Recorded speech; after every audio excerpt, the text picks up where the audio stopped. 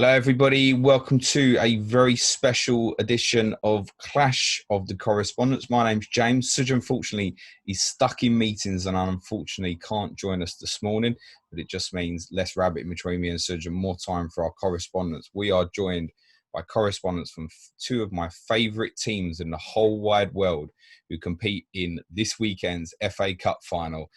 And this was my idea as well. We're joined by Adam Pritchard at 3-5, who are Arsenal correspondent. How are you, Adam? I'm not too bad, thanks, James. And we're joined by Ted at Rotation FPL, our Chelsea correspondent. How are you, Ted? I'm all right, mate. Sounding a bit bitter there, though. What's that, sorry? Sounding a bit bitter, I think.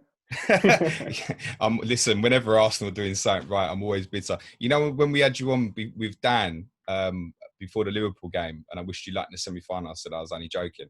Listen, this time I wish you all the best of luck, and definitely, absolutely mean it this weekend, mate. Before we talk about the actual game itself, guys, I just want to get your opinions, because in all seriousness, you two, I think, have been the most successful FA Cup teams of this century. It feels like one of you's been in the majority of finals. I think, like, Adam, you're on 13 wins now. Ted, you're on 8 wins overall. How do we feel about the competition? Does it still matter? We'll go to Adam first.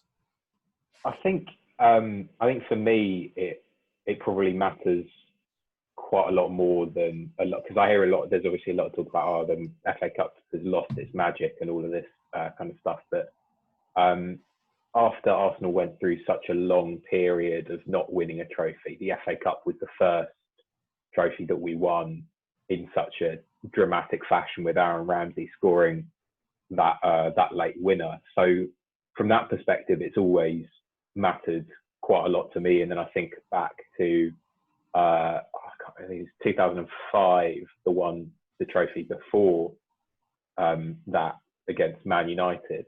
And I remember that really vividly, because I used to have a bunch of mates who were Man United fans, and so rubbing that in their face was always really enjoyable. So it's always held a special place for me, definitely.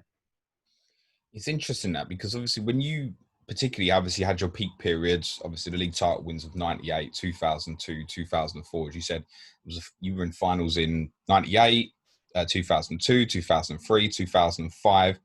So the League Cup was very much on the back burner, but actually it was still a priority to win the FA Cup, right? And as you said, obviously it was obviously a bit of a barren period between that United final and then the whole final is what you're alluding to, when Ramsey scored in the final. So, I mean, does that, in Arsenal fans' eyes, does that represent a good season then if you win the trophy tomorrow? Yeah, definitely. From where we were, like pre-lockdown Project Restart, I was looking at an away tie to Sheffield United and writing off the FA Cup. I was thinking, in fact, I might have even said it on my appearance with Johnny before the Arsenal City game. I kind of forgot we were even in the competition. You did. I'd written it off that much.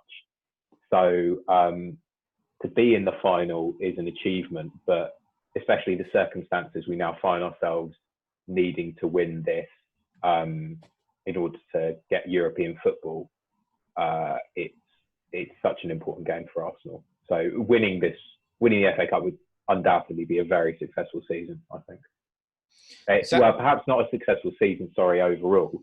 It would be a successful time under Arteta. Oh, yeah. If you do it from him coming in the door in November or whenever it was to end the season with a trophy, it'd definitely be a success for him. I think we'll come on to it, but there's obviously a few people on the outside looking at it and going, well, league position hasn't improved since he came in, but we'll come back round to that. Does that feel different for you, Ted, in terms of the competition, bearing in mind, obviously, top four is now secure and Champions League for next year? I think being in the FA Cup final always feels special. I'm sort of in that generation where I've watched Drogba in finals for so many years now. I absolutely love the FA Cup. It is by far my favourite tournament. But I mean, if I had a choice between this and top four, it's unquestionably top four. Getting that is by far the bigger achievement for us. It was really something we needed to do. But yeah, I'm more than happy to be in the final. I absolutely love it.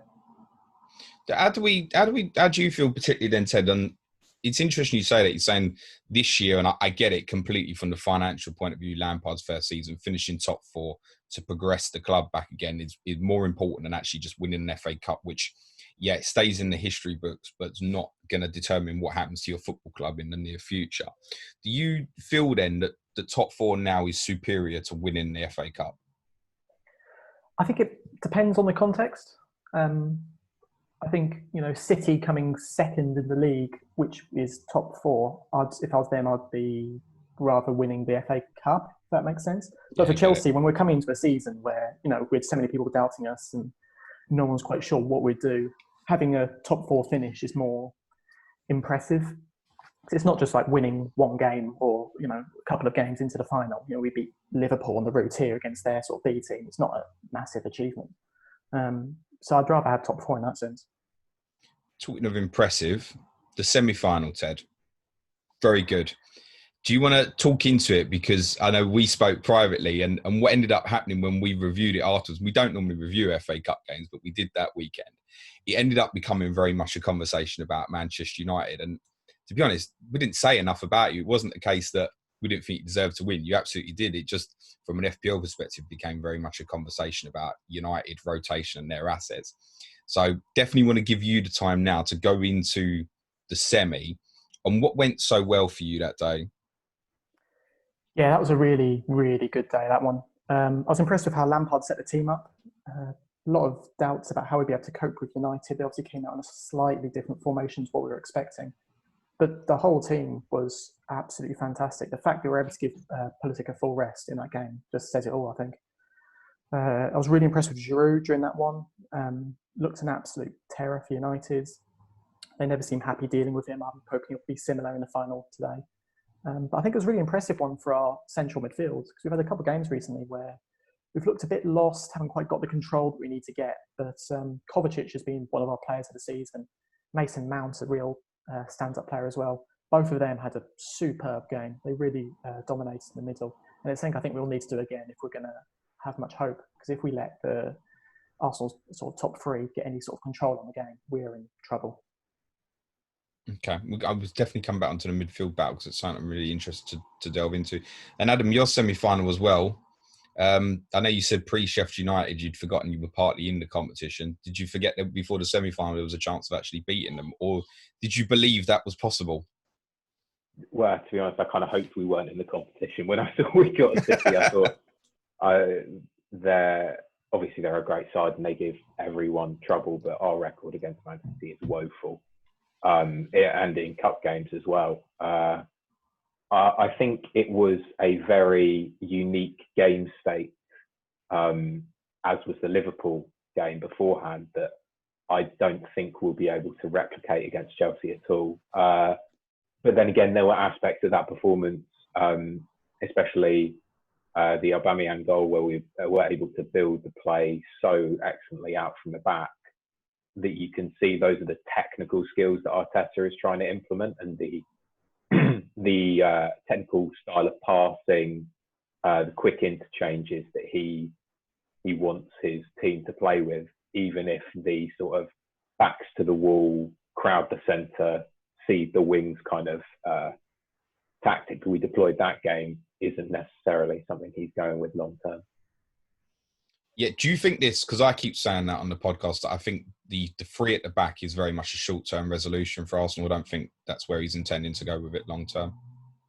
Yeah, definitely.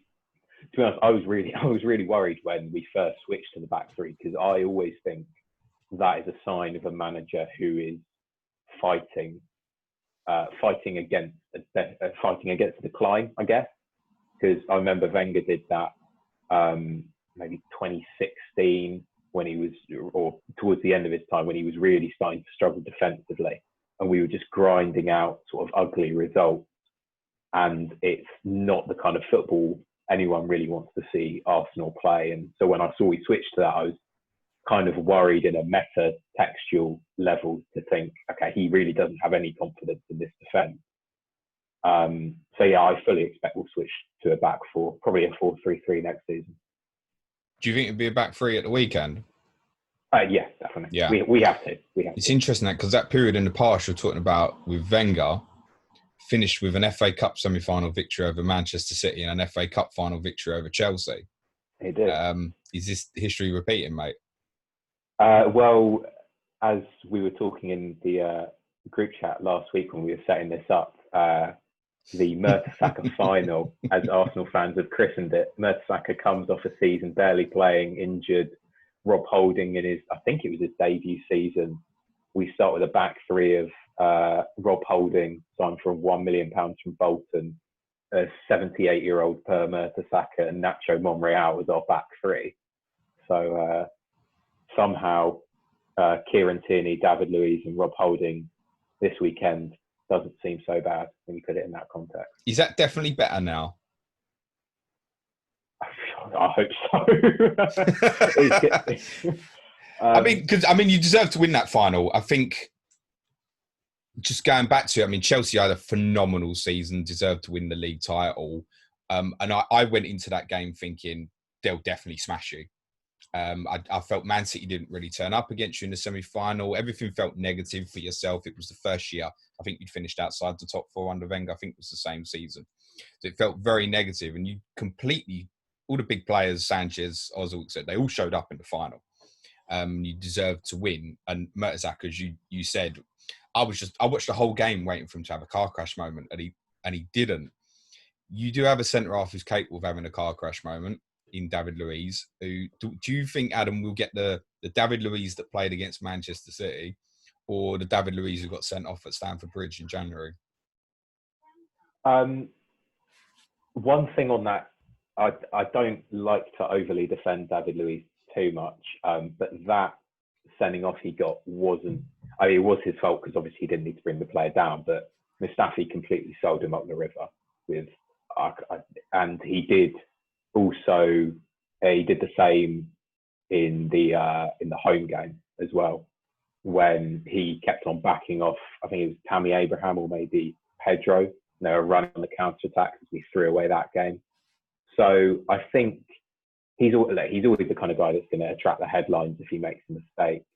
I think he's probably been one of the better performers under Arteta as a whole. I think he's a leader at the back. You can see it in the dressing room interviews. You can see it in the interviews, that the other players give. Like people like Saka say what a big influence he is on them. And it feels like this is the kind of moment he's going to want to prove people wrong. He's going to want to prove Frank Lampard, who perhaps didn't have him in his plans, wrong.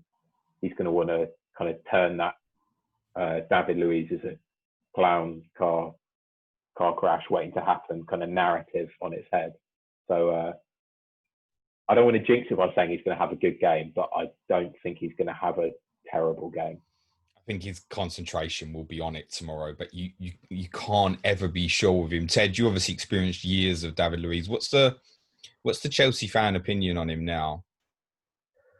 I think now it's something that we like to laugh about quite a bit. We've so many years of watching him defend and just not feeling safe when he's at the back. I say that, but I mean, at the start of the year, I was quite happy with him starting the team. We know he's good in the air. We know he can lead a team. But he's always got that sense where you never quite know what you're going to get from him. And I just hate having that from my centre-back that I'm depending on. I think Adam's right in the sense that he's going to be fully focused. He's going to be looking to make a point. But at the same time, I can see him sort of putting more pressure on himself then and sort of pushing up too high, cutting across when he shouldn't. Just making those silly little mistakes that he shouldn't be making because he's trying too hard. And those are the sort of things I just would not want to see from my centre-back in a final, to be honest. So I'm more than happy for Arsenal to have him, that's for sure. I think something that will be... Sorry, no, I was going to say, I think something that will be interesting is the battle between him and Giroud, because obviously watching Giroud for so many years, he gives off the aura of someone who likes a physical battle. But if you give him a kick, he'll roll around on the floor all day. And if you put a couple of early challenges on him, you can put him off really quite easily. Obviously he's in great form. I think he's an excellent striker, quite underappreciated, especially in his support play. but if you put him off early doors, he can kind of really become quite anonymous. Just to clarify, you talked about Giroud there, yeah? Yeah. That's something that's never occurred to me before. Your thoughts on that, Ted? Yeah, I think it's a very true point. I think once you start, the other way to deal with Giroud is if you really just cut his supply completely. If he's just stood up top, and especially if you're playing a high line or something, you can nullify him pretty quickly. That's when Tammy Abraham comes in. The only thing I would say is if you're asking David Luiz to start putting a few kicks in, start getting a bit combative, when you then worry that, Pulisic's going to roll up on his outsides and he's going to start lunging in silly on him, I think as soon as you ask Luiz to start getting fired up, you risk giving away penalties straight away because he's not the sort of player that will hold back once he starts. I think that's where the element of the sort of tactical fouling, the rotational fouling that I think Arteta would have picked up under Guardiola will come in. And I think Rob Holding will be asked to do a bit of the physical work on Giroud as well, because obviously he did such a good job with Costa in that previous FA Cup final. Rob Holding's definitely someone who he sort of earned his stripes playing at Bolton, so he knows a physical battle. He's less good on the turn, so I would worry about maybe Pulisic or Willian running up against him. But with the wing backs, hopefully tucking inside, I think we might have enough to cover. But yeah, Pulisic is the obvious standout player. You could argue maybe the standout player from both teams, certainly in a creative sense. Do you think, just picking up on that, Ted, do you think Willian will play the final? It's a bit unsure what his sort of injury status is. I don't think he'll play. I think we'll be happy to go the back five and play Mount in behind instead. If he's fit, we might switch to a 4-3-3, but it's unlikely given how badly it went earlier in the season. What does Mount give you that's different to Willian? Because would I be right in saying they'll play basically, Mount will play where Willian has been playing recently, or does he just drift in a lot more and the right-hand side gets left a lot more vacant for Reece James, for example? How does that work? Yeah, Willian isn't the sort of player that likes to take someone on. Whenever I watch him, he's always trying to cut horizontally across the pitch, which I'm not a massive fan of, to be honest. Mount is more likely to take a player on, but would also drop deeper to link up play. It sort of depends what you're looking for. I've been really critical of Willian, but credit to him, his creativity has been superb this season. He has done really well in that sense. I think he links up very well. Especially when Azpilicueta plays, actually. I know Reece James will get the start there, but I think he has been quite good with Azpilicueta. I think, given a choice between the two for this game, I'd probably go Willian, to be honest, if he was fit, because he really does seem to thrive in that spot, and he did very well against Spurs. But on the whole, I think Mount is not a bad person to be covering there. Interesting. I know you're a fan of Mason Mount as well, aren't you? And he brings high energy, good pressing game as well, off the ball, which I think goes unnoticed a lot. That's interesting. You'd still prefer Willian for this particular game? Yeah, it's not an easy call to make. Like I said, I'm so critical of Willian when he plays on the wing.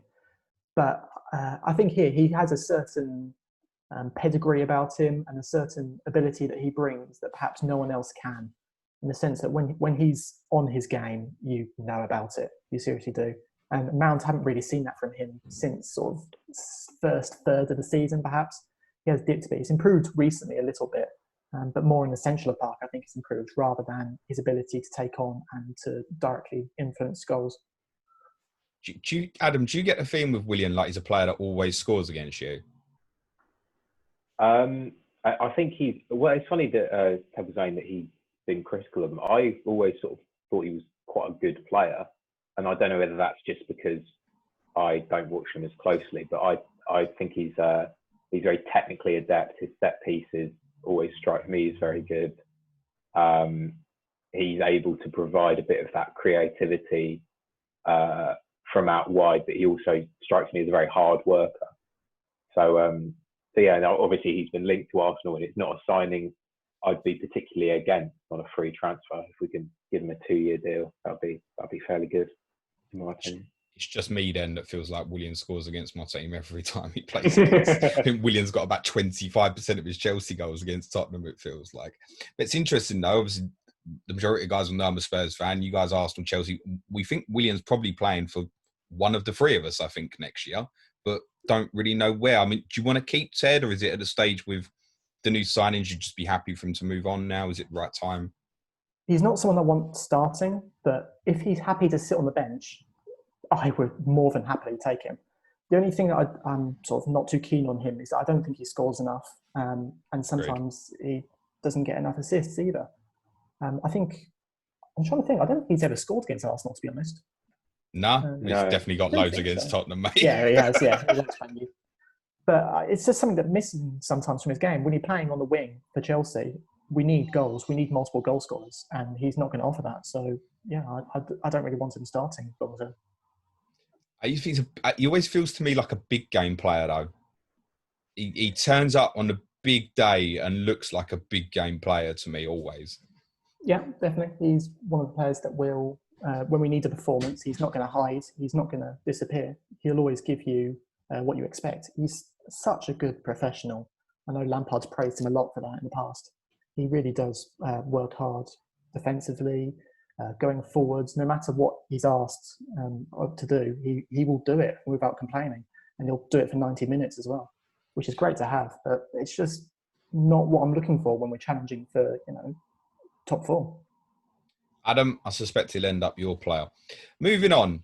If he played for us, he'd probably score own goals. He finds his back of our net so fucking often. Ted, talk us a little bit about this midfield battle, because I think Ceballos and Xhaka would be right in saying, Adam, that would be the two, wouldn't it, for you? Ted, yeah. You think Kovacic plus, what do you think in that central area? I think it'll probably be Kante. I'm not quite sure what his fitness is at. I know he's training now. I know he's reports that he's probably going to be all right, but I'm not fully sure now. I'll have to check. If it was Kante, I'd be very happy with that. He's the sort of player that can take multiple players out of the game on his day. But that's not to discredit Jorginho, even though he's an absolute liability sometimes and can be really poor. His tackling stats are great, just like Kovacic. So I wouldn't be too unhappy with it. I wonder if, just from a tactical perspective, do you think, Adam, if Jorginho was to start, do you think that's an area that Lacazette would be straight in and around, do you think? Yeah, definitely. I would expect Lacazette to start, and I think even Kante, I think Lacazette would be able to physically dominate, might be a bit of a strong word, but Lacazette is a deceptively strong guy, and he's quite sort of stout and stocky. But yeah, I think that's going to be an interesting area. I think Kovacic is a very, very underrated player. I think he's been, I think you said as well, James, he's been great this season. Absolutely brilliant, particularly first half of the season, outstanding. Yeah, excellent. But stopping him is going to be key. It's kind of interesting as an Arsenal fan, because we kind of void the centre of midfield and have done in most of our big games this season. I remember that the North London derby, the centre of the park was just vacated. Our midfield creativity stats are appalling. I think they're only above Norwich in the league. It's not something I'm particularly happy about, but Lacazette doing a job on Jorginho, stopping him distributing is something that is going to be important. And to be honest, even if Kante is back, I'm not sure how match fit is he going to be. Is he going to be able to do 90 minutes on what is now looking like it's going to be a very, very hot day? I think we said this last year, didn't we, in the Europa League final? It was very true. Really injured during that, and he did fine. Well, let's not speak of that game, please. Let's speak about it. Ted, is there anything we can read on that from last season? Is it just completely different now with Louise playing for them, and obviously both teams are under different managers? Is there anything we can read from that final in Azerbaijan last year? I think you're going to struggle. It was a very different time. I mean, it was only a year ago, but I mean, who scored for Chelsea? I think it was Pedro and Hazard twice, and I think Giroud. And I know Iwobi scored for Arsenal. I think that sort of tells you it all, considering only one of those players will be playing. I think it's completely different. We showed how we can turn up in a big game, I guess, but even that's a bit of a stretch.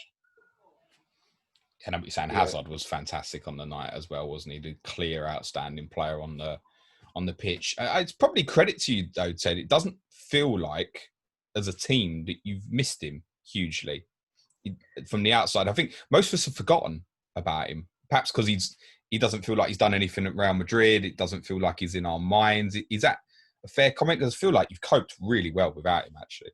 Yeah, I think it's been overlooked quite a bit because I cannot stress how important Hazard was for us.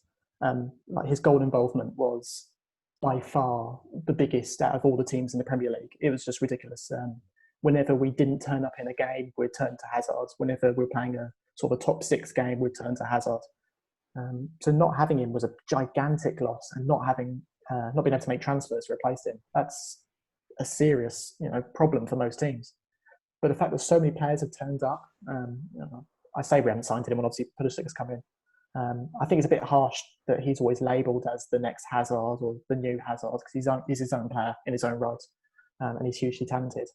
But I think you've got to look at the rest of the team in sort of Kovacic, in Mason Mount, and a few others that have really stepped up now and have done really well, especially considering the players that I was listing that would be the new Hazard replacement in Callum Hudson-Odoi and Ruben Loftus-Cheek. Both of them have been injured or poor. So I think it is a seriously impressive season. If you want to spare Ruben Loftus-Cheek, for example, mate, do let me know, mate, because I could do with a good, powerful midfielder in there, mate. He'll come on, won't he? And so will Hudson-Odoi again. Yeah, probably. I'm not quite sure about Ruben Loftus-Cheek. Maybe if we switch to a 4-3-3, he'd be quite happy in that.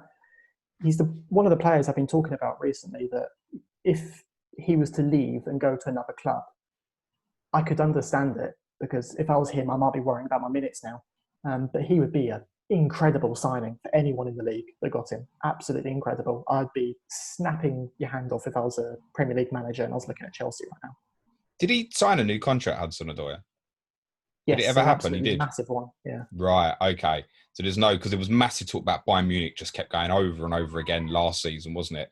But he signed that contract, yeah?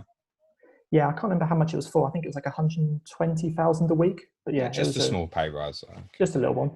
But yeah, it's caused some problems for us now because, of course, quite a few other players like Tammy Abraham are now also looking for a similar contract, which I think is fair. And there's drawn some criticism now.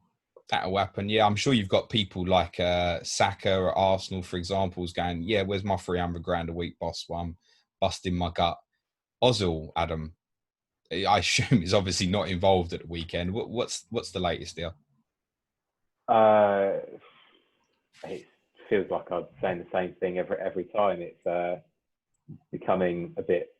Well, to be honest, it's gone past the point of being tiresome. Where, in fact, amongst Arsenal fans, we've kind of just stopped talking about him being left out of the squad. We've just accepted. I think a lot of us have accepted he's not going to be in the squad, but he's equally not going to leave. There was talk that I can't remember which Turkish club it was. It was either Başak Şakir or Fenerbahce were trying to crowdfund his signing because he didn't want to take a wage cut. Crowdfunding it? Yeah, exactly. He doesn't want to take a wage cut. He's perfectly happy to sit on his 350 grand a week contract and see it out to the end of next season, which is, on the one hand, obviously as a fan, it's infuriating. You think if you've got any sporting integrity about you, you'd want to go and join a club where you're going to play. But on the other hand, it wasn't his decision to, he didn't force the club rather to give him 350 grand a week. So not really much we can do about it at this stage. The other situation, Guendouzi, is much more disappointing.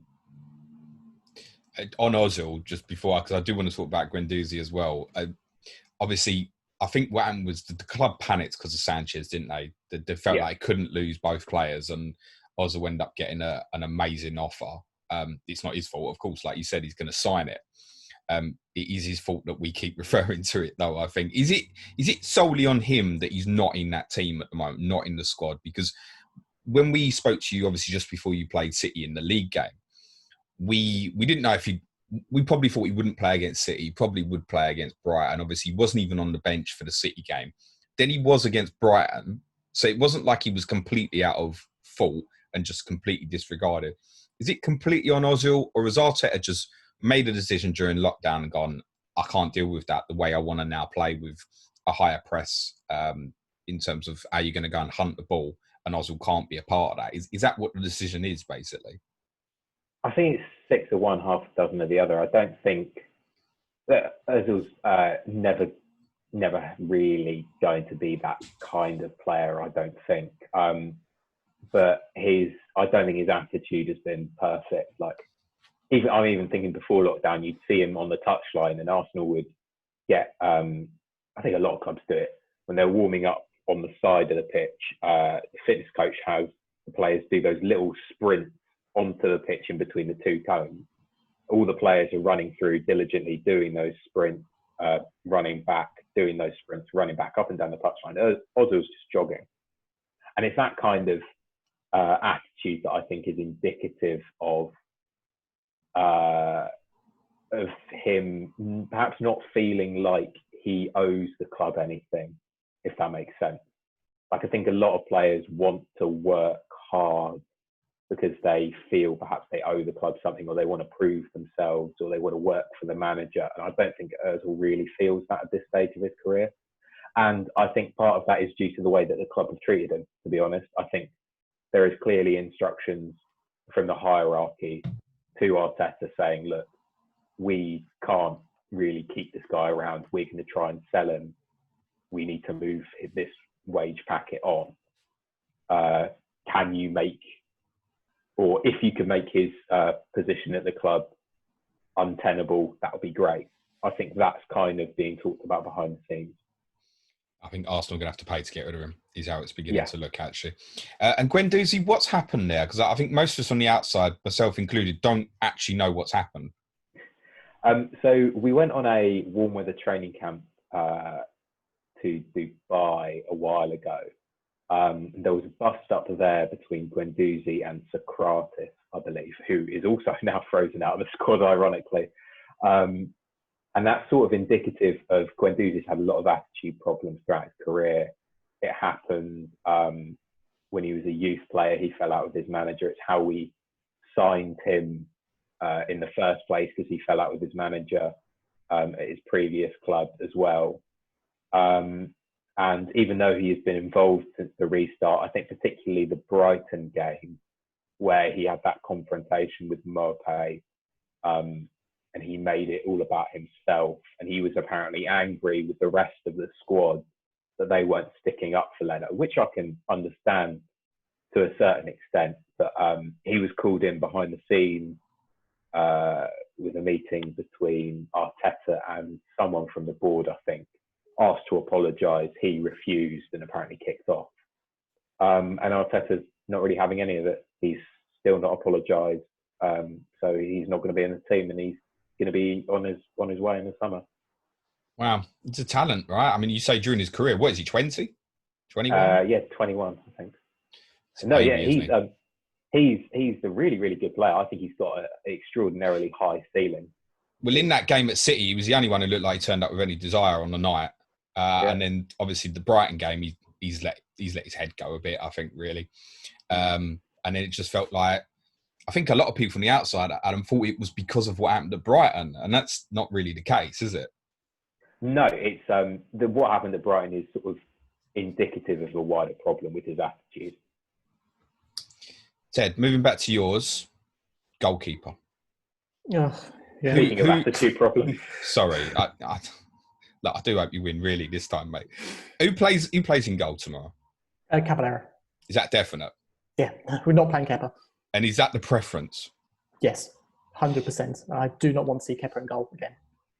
All right, come on. Let's talk about Kepa just briefly then. But why is it so bad with him? And what's you described to us a couple of weeks ago about him being capable of the incredible, but basically can't do the simple. Is that just where it's at with him?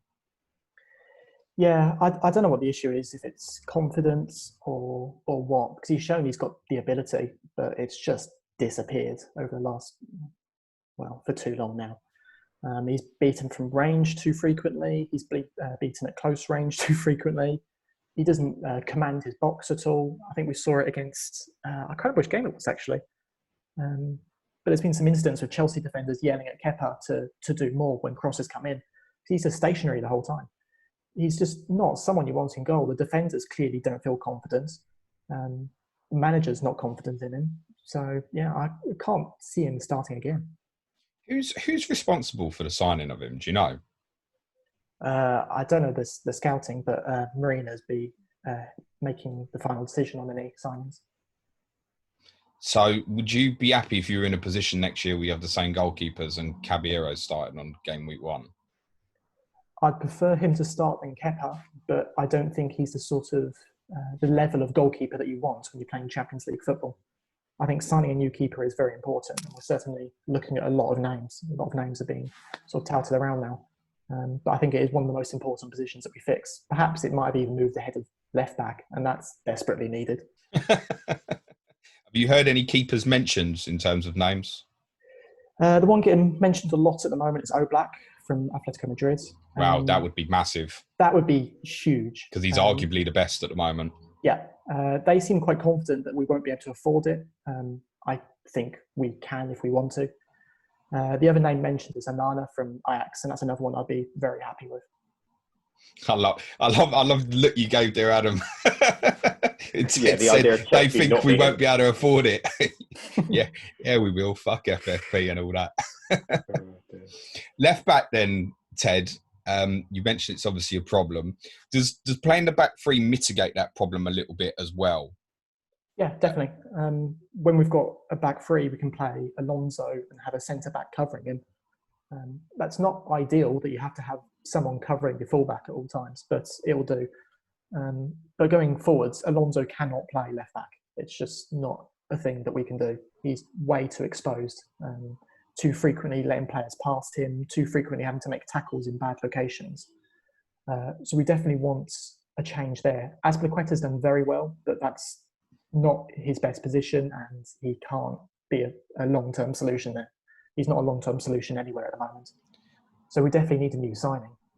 Chilwell keeps getting mentioned, doesn't he? But I know a lot. I know you're not massive on it, and I think a lot of Chelsea fans feel the same. I think you can have Tagliafico from Ajax for about a quarter of the price. Seems to do the job fine. It's a tricky one. It's because he's English, isn't it? That's what's putting his price up so much. For what you're paying, it's sort of 80 mil or something for Chilwell. I'm looking for a defender that's going to absolutely blow me away.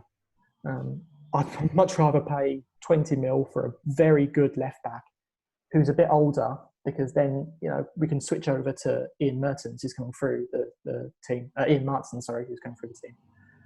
I'd much rather have him playing long term than having him blocked by Ben Chilwell. And centre back, because for me, I know obviously left back problems, goalkeeper's a massive problem.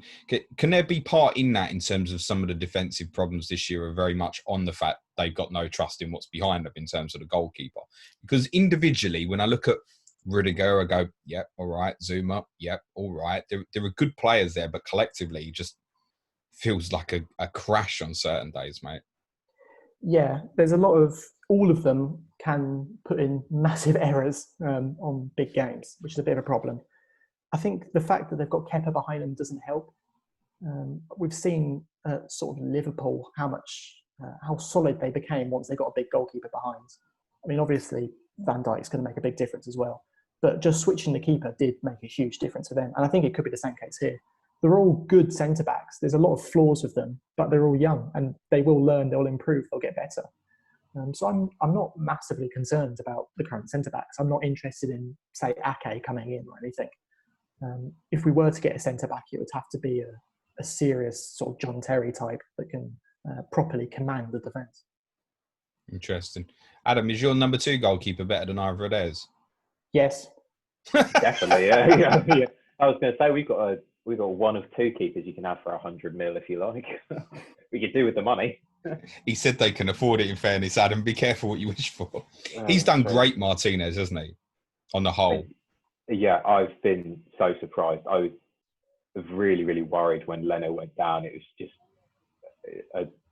not that Martinez hasn't been reliable in the Europa League and the appearances he had beforehand, but I think he had only made 10 Premier League appearances in his 10 years at Arsenal before starting after Leno got injured at Brighton. He's bulked up massively this season. He looks so strong. He's very confident. His distribution is much better than I thought it was. He's very good at claiming crosses.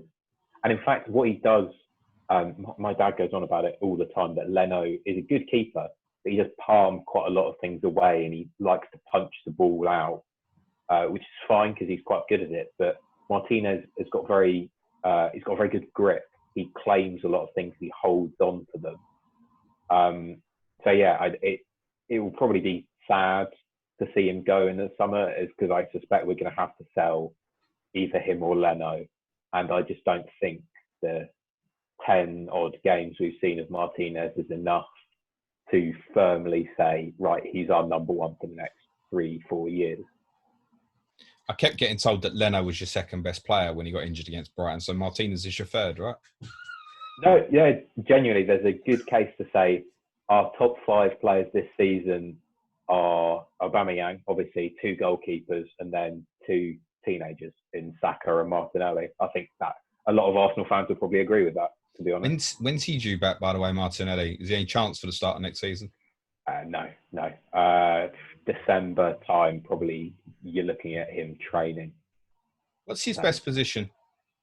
Martinelli, I don't really know. I don't really know if we've seen enough of him to make a solid judgment. I think he can play out on the left or through the middle. And I was so excited to see him under Arteta. And obviously that goal against Chelsea at Stamford Bridge was really, really exciting. Obviously aided by Kante slipping over. But he's such a cool finisher. He's a really, really exciting talent. He's been obviously already had a call up to the senior Brazil squad. So yeah, it's a real shame about his injury. What's your hopes, Adam, beyond the final for next season? What's the expectation amongst yourself and Arsenal fans of what next season's going to look like? So much depends on this cup final in terms of what we can do in the summer. I think, touch wood, if we win, it will give us more money, obviously, to be able to bring in. I think we need a centre back and a central midfielder is an urgent priority. If we can bring in those players and they're of decent calibre, I'd say top 6 should be the target. I think top 6 should be the target anyway, shouldn't it, Adam, as a minimum, really, for your football club? Oh, no, yeah, it should be. But as in, I would be confident in saying we can finish top 6 rather than if we aren't in Europe, I would say we'll be sort of challenging with Leicester for that 6th place spot, or Leicester and yourselves and Spurs for that sort of 6th kind of battle. Top 4, just don't see it at the moment? No, I don't think it would be fair to set that as an expectation to Arteta. I think we've got to recognise this as a rebuilding phase with a young squad, or he wants to bring through young players. There's some serious overhaul needed at the back, and we're transitioning effectively in the course of 3 years. We've had to transition between 3 very different playing styles. So to try and do that with a coach who before December hadn't managed a senior game of football is going to take time. So next season, if we're not in Europe, I'm not willing to write off, but I don't have particularly high expectations. But I equally don't think that's a problem, really. You think tomorrow's particularly important then? I think it's probably. I think it's bigger than last year's final. I think it's big for us. I think it's bigger than the Europa League final last year in terms of what it could signify, or what it will enable us to do going forward. Obviously, we haven't won a European trophy in so long, so that would have been a real signal of intent. But it would have perhaps felt like it was papering over a few cracks that were emerging under Emery, whereas this would be a vindication for Arteta's philosophy and a real statement to the board to say, look what I can do with the mess I inherited. Imagine if you back me what I could bring to this club going forward. So yeah, this is I don't want to say it's a huge game, because if we lose, it's going to feel even worse. But it is. I don't really think you can hide away from it for Arsenal. I agree with what you're saying. I don't think you could say it was more important than the Europa League final, because that would have got you back in the Champions League as well, mate. And then win the European trophy is something that you hadn't had for 25 years. So I don't think you'd say it was bigger, but I do know what you're saying in terms of the short-term future of going into next season. It's going to feel that way, and just the status of remaining in Europe will feel particularly important for you. I think perhaps maybe emotionally it would feel bigger, because there's a lot.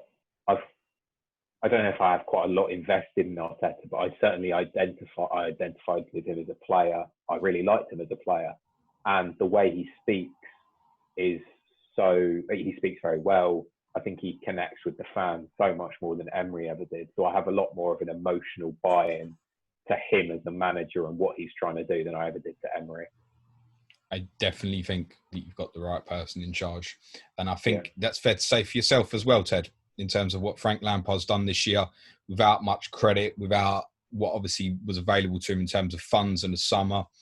What do you, to close on, feel for next season? Because now obviously fourth's in the bag. Very good season. I think you absolutely would have taken that at the start of the season. Is that acceptable if that's what it is again next season? Because it does look at the moment that it's going to be difficult to go beyond the other three clubs at the moment. I think it depends what sort of signings we make now. If we get a good goalkeeper and if we get a good left back, then I don't see why we can't challenge United. And I don't see why we can't challenge higher up, to be honest. I think we've got a very good team building. And I think our front line is going to be absolutely incredible. If we don't sign anyone, I think half the fan base will die off from stress. It's fourth place. I think we're challenged for them, and I think we're looking to see if we can beat the record amount of goals conceded to qualify for the Champions League. Did you hear that, James? If we don't sign anyone, how much have you spent on forwards already? What is it like? He'll tell you it's the Hazard money, Adam. Don't go down this route. Right, 155 we got Hazard and Morata. We've spent 160, so I won't have it. There you go. on a sort of slightly different note, maybe from me, I'd sort of asking you a question, James. What do you think of Lampard as a manager? Because I don't know if this is kind of not particularly. I don't know if he's that good. I don't know why. Do you know what I think? About him. I think I know what you're saying, because I'm actually convinced that the manager you've got, Adam, knows exactly where he wants to go with it. I think, in terms of his schooling of Guardiola, etc. Lampard has played through great managers for Chelsea, right? So he would have picked up bits from both of them. And I just wonder, if it was an overseas manager, would we be questioning him in the way that we are because he's English and he's got connections to the club? Are we underplaying it a bit? Because it's not like, for example, when they came to us in December and he switched the formation, it was a bit like, oh, what's going on here? And I really fancied our chances. I thought, oh, he might have thrown one here. And they were magnificent on the day. I mean, we never had a fucking shot on goal, right? So I think he's shown in certain games that tactically he's aware, and I think he's not given credit for the fact that he can change tactically within games as well. So I think he's doing really well. I think the concern for him, as opposed for yourself, Adam, I think there's a clear idea and strategy to back him. Whereas I think what Ted's saying there in terms of the hopes of, if the right players are bought, fourth isn't necessarily good enough for Chelsea next year. And I think that brings on different pressures. And I think because he's not a Mourinho or an Ancelotti, it will be easy for people, and particularly in the media, to get frustrated with where it's going from. But I think you've got to give him a chance. I think what he's done this year has been great, and I think it's been really underplayed, actually. Your feelings on that, Ted? Yeah, I'm not quite sure what else I'd want him to do. Exactly. He can make the changes to change a big game. He's shown that he can manage a player very well. In Pulisic, he's did fantastically with him, from what I'm hearing from journalists. Every time I watch him talking about tactics or anything similar, I've seen him do a few sort of video pieces. He always seems so incredibly turned on, and his brilliant footballing intelligence. The only weakness I'll take from him is he perhaps doesn't know how to set up a defence quite correctly. He doesn't quite know how to get us defending set pieces perhaps, but he'll have coaching teams and he'll improve on that all the time. I think what he's done so far is superb, and I think I couldn't ask for more. Interesting what you mentioned on the set pieces there, Ted. The two of you, out of all the Premier League clubs this year, have conceded more shots on target from set pieces as a percentage than any other of the 20 clubs. So could well be goals from set pieces this weekend. Adam, your prediction for tomorrow, mate?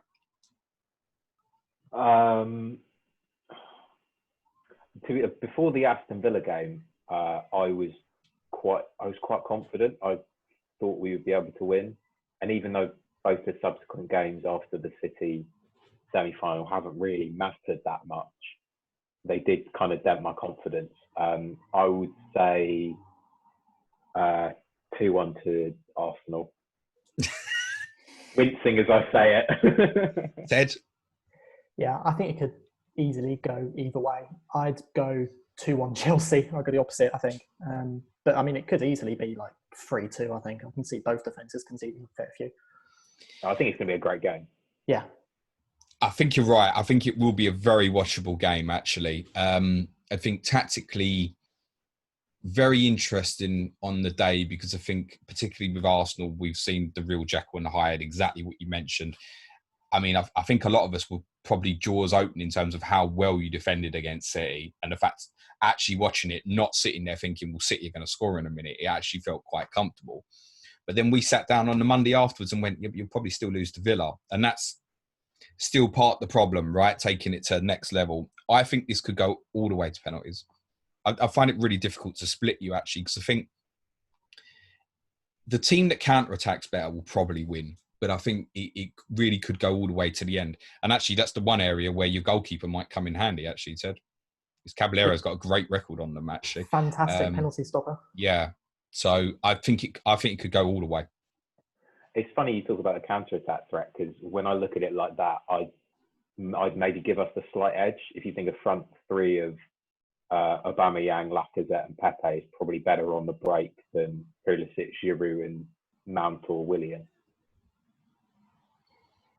Difficult that, because Giroud, we haven't really spoken about it, but he obviously brings the others into play so well. I think Chelsea have benefited this year when they've been able to win the ball quickly and spin off teams. I think in an odd way, Chelsea have almost defended better when they've conceded possession to teams. That's how it's felt to me.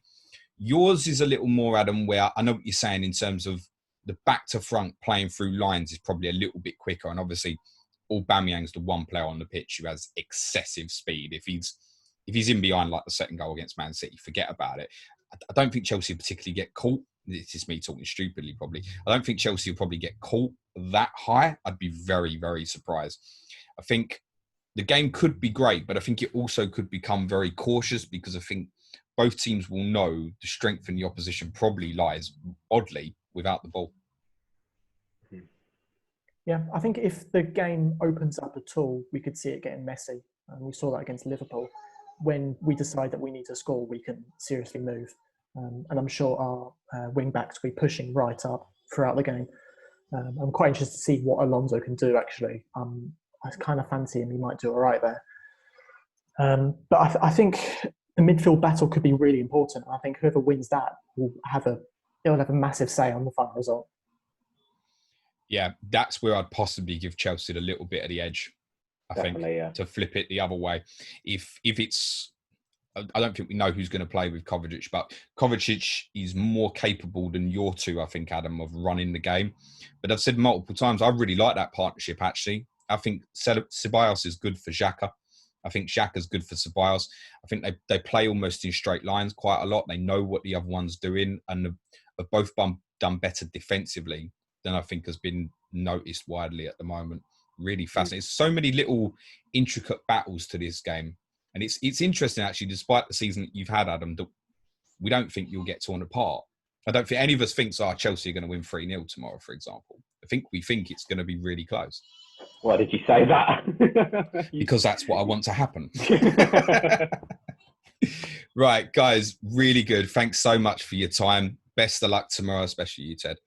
Right, Planet FPL will be back Monday. Suj will be around. We'll have full content. I guess for Clash of the Correspondents, this is probably it for a couple of weeks now, but we will have all the guys involved at some point in the build-up to 2021, I'm sure. All that leaves me to say is thank you, gents. Cue music, please, man child.